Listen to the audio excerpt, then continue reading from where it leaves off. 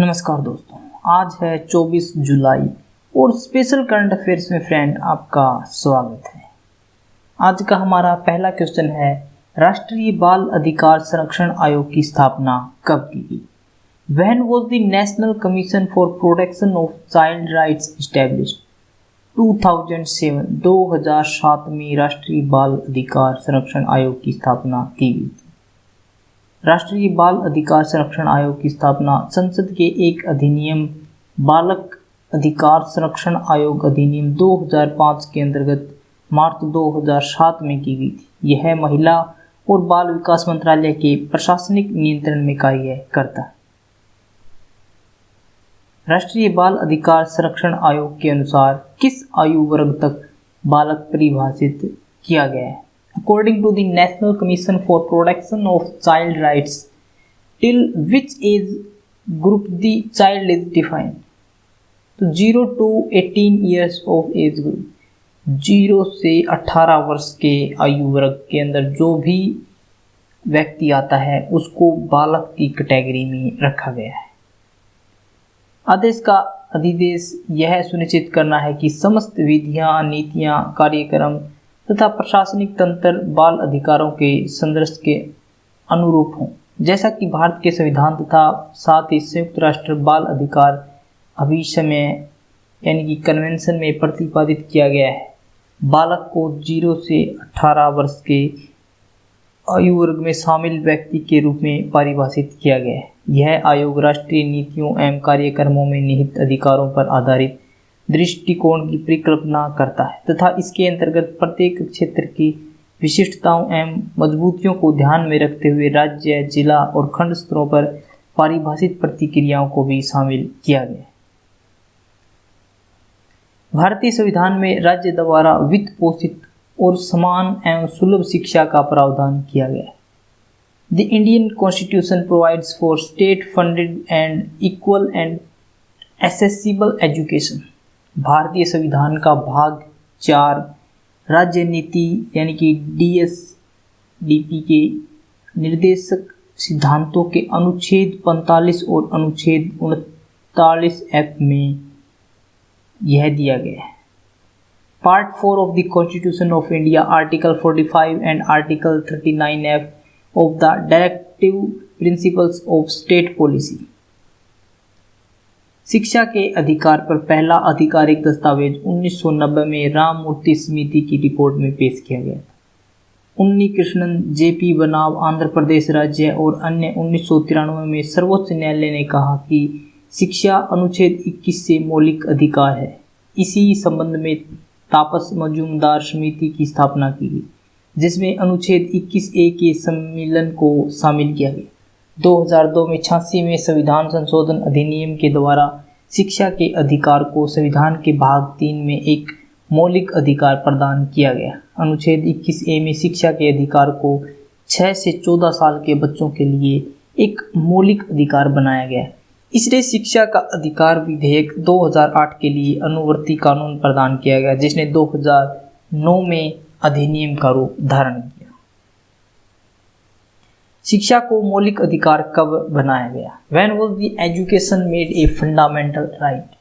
2 दिसंबर 2002 को संविधान में 86वां संशोधन किया गया और इसके अनुच्छेद 21A के तहत शिक्षा को मौलिक अधिकार बना दिया गया। On December 2, 2002, the 86th amendment to the Constitution was made and education has been made a fundamental right under its Article 21A. इस मूल अधिकार के क्रियान्वयन हेतु 2009 में भारत सरकार ने शिक्षा के क्षेत्र में एक युगांतकारी कदम उठाते हुए निःशुल्क एवं अनिवार्य शिक्षा का अधिकार अधिनियम पारित किया। इसके तहत 6 से 14 वर्ष की आयु के प्रत्येक बच्चे के लिए शिक्षा को मौलिक अधिकार के रूप में अंगीकृत किया गया। शिक्षा के अधिकार अधिनियम के अंतर्गत 25% सीटें वंचित वर्ग के बच्चों के लिए आरक्षित करना एक अनिवार्य शर्त है। इनमें शामिल है अनुसूचित जाति और अनुसूचित जनजाति, सामाजिक रूप से पिछड़ा वर्ग, निःशक्त जन। समाधान से विकास नामक योजना किस राज्य द्वारा शुरू की गई? द स्कीम नेम्ड समाधान से Vikas has been launched by which state? तो हरियाणा सरकार ने लॉन्च की है समाधान से विकास नामक योजना। हरियाणा सरकार ने बाह्य विकास शुल्क यानी कि एक्सटर्नल डेवलपमेंट चार्ज और अवसंरचना विकास शुल्क इंफ्रास्ट्रक्चरल डेवलपमेंट चार्ज की लंबित जो देयदाताओं की एक मुफ्त वसूली के लिए समाधान से विकास नामक योजना शुरू की। इस योजना को केंद्रीय योजना विवाद से विश्वास के तर्ज पर विकसित किया गया है। इस योजना के समान ही वर्ष 2018 में बाह्य विकास शुल्क पुनर्निर्धारण नीति प्रस्ताव भी प्रस्तुत किया गया था। हरियाणा में सैकड़ों रियल एस्टेट निर्माताओं को राज्य सरकार को बाह्य विकास शुल्क व अवसंरचनात्मक विकास शुल्क के रूप में लगभग 10,000 करोड़ रुपए का भुगतान करना शेष है। फ्रेंड्स, अगर आपको किसी भी एग्जाम के लिए आप किसी भी कंपटीशन की तैयारी कर रहे हैं, उसके अंदर 8 से 10 क्वेश्चन करंट अफेयर्स के लिए आते ही आते हैं।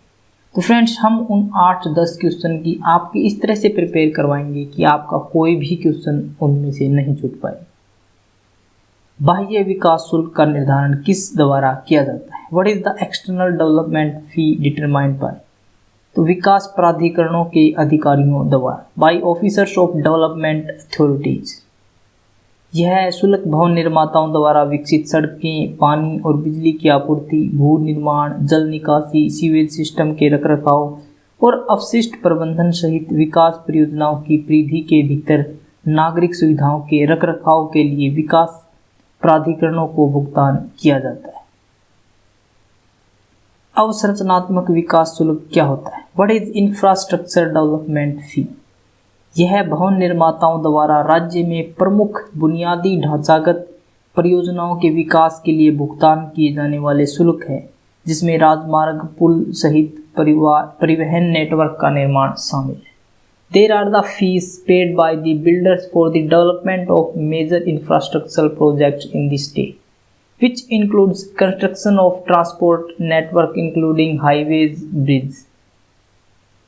हरियाणा में विधिक प्रावधान हरियाणा विकास और शहरी क्षेत्रों के नियमन 1976 के अनुसार एक लाइसेंसधारी भवन निर्माता को बाह्य विकास शुल्क का भुगतान तय मानदंडों के आधार पर करना होगा। यदि भवन निर्माता बाह्य विकास शुल्क या अवसंरचनात्मक विकास शुल्क जमा नहीं करता है और न ही बाह्य विकास शुल्क पुनर्निर्धारण नीति का लाभ उठाता है, तो नगर एवं ग्राम नियोजन विकास विभाग द्वारा एक कारण बताओ नोटिस, शोकेस नोटिस जारी किया जाता है, जिसमें ऐसे बिल्डरों को ईडीसी या आईडीसी का भुगतान न करने पर बैंक गारंटी को रद्द करने की चेतावनी दी जाती। भवन खरीदारों के हितों को सुरक्षित रखने और भविष्य में किसी भी कदाचार व धोखाधड़ी से निपटने के लिए परियोजना के प्रारंभ होने की तारीख से 90 दिनों के भीतर भवन निर्माताओं को 15% की बैंक गारंटी का दावा प्रस्तुत करना पड़ता है। संयुक्त राष्ट्र यूएन ड्राफ्ट डिक्लेरेशन क्या है? What is UN draft declaration? तो संयुक्त राष्ट्र के संस्थापक सिद्धांतों के पुनर्मूल्यांकन का एक शक्तिशाली उपकरण है संयुक्त राष्ट्र UN draft declaration. It is a powerful tool of revaluation of the founding principles of the United Nations. UN draft declaration में 12 ऐसी प्रतिबद्धताओं को निर्धारित किया गया है। हम किसी को पीछे नहीं छोड़ेंगे, हम अपने ग्रह की रक्षा करेंगे, हम शांति और सुरक्षा सुनिश्चित करने के लिए कार्य करेंगे, हम अंतर्राष्ट्रीय नियमों और मानदंडों का पालन करेंगे, हम महिलाओं और लड़कियों को केंद्र में रखेंगे, हम विश्वास पैदा करेंगे, हम सभी के लाभ के लिए नवीन प्रौद्योगिकियों के उपयोग को बढ़ावा देंगे, हम संयुक्त राष्ट्र को आवश्यक सुधार करेंगे, हम वित्त पोषण सुनिश्चित करेंगे, हम साझेदारी को बढ़ावा देंगे, हम युवाओं को सुनेंगे तथा उनके साथ कार्य करेंगे, हम भविष्य में अधिक तैयार रहेंगे। अपराध और आपराधिक ट्रैकिंग नेटवर्क और सिस्टम क्या है? What is the crime and criminal tracking network and system, CCTNS? अपराध और आपराधिक ट्रैकिंग नेटवर्क और प्रणाली 2009 में राष्ट्रीय ई गवर्नेंस प्लान के तहत स्थापित एक मिशन मोड प्रोजेक्ट है। Crime and criminal tracking network and system is a mission mode project established in the year 2009 under the National E-Governance Plan. CCTNS का उद्देश्य ई गवर्नेंस के सिद्धांतों को अपनाते हुए एक व्यापक और एकीकृत प्रणाली का निर्माण करना। इसके माध्यम से पुलिस सेवाओं की दक्षता और प्रभावशीलता को बढ़ाने के लिए अपराधियों एवं अपराधों की एक राष्ट्रव्यापी आधारभूत नेटवर्क संरचना तैयार की जाएगी। सभी राज्य पुलिस स्टेशनों को अपराध और आपराधिक ट्रैकिंग नेटवर्क और सिस्टम में FIR संबंधी जानकारी दर्ज करना अनिवार्य होगा। इस समझौते के माध्यम से नेट ग्रिड संदिग्ध व्यक्ति के विवरण के बारे में जानकारी जैसे कि पिता का नाम, टेलीफोन नंबर और अन्य विवरण प्राप्त करने में सक्षम होगा। नेट ग्रिड खुफिया और जांच एजेंसियों के बीच एक कड़ी के रूप में कार्य करेगा। अपनी परेशानियों की वजह दूसरों को मानने से आपकी परेशानियां कभी कम नहीं हो सकती। हम अक्सर अपनी असफलता के लिए किसी न किसी का दोष मढ़ देते, किसी के सर पर दोष मढ़ देते कि मैंने इसके कारण इसके अंदर मैं सफल नहीं हो पाया। खुद की मेरी चाहे कितनी भी कमियां रही हो, लेकिन दूसरों के ऊपर अपनी कमियों को मढ़ना मनुष्य की एक बहुत बड़ी आदत है और मोस्टली पीपल ऐसा करते। तो कभी भी अपनी परेशानियों की जो वजह है उसको दूसरों पर ना मढ़े। एक्सेप्ट कीजिए अगर आपसे कुछ भी गलती हुई है। अपनी परेशानियों की वजह दूसरों को मानने से आपकी परेशानियां कभी कम नहीं हो सकती। Question of the day friends, शिक्षा का मौलिक अधिकार किस अनुच्छेद में दिया गया है? ऑप्शन ए है अनुच्छेद 17, ऑप्शन बी अनुच्छेद 42, ऑप्शन सी अनुच्छेद 21A और ऑप्शन डी अनुच्छेद 26। तो किसके अंदर शिक्षा का मौलिक अधिकार यानी कि RTE दिया गया है? फ्रेंड्स, अगर वीडियो आपको अच्छी लगी तो इसे लाइक करें, शेयर करें और हमारे चैनल को सब्सक्राइब करें ताकि आपको नोटिफिकेशन मिलता रहे।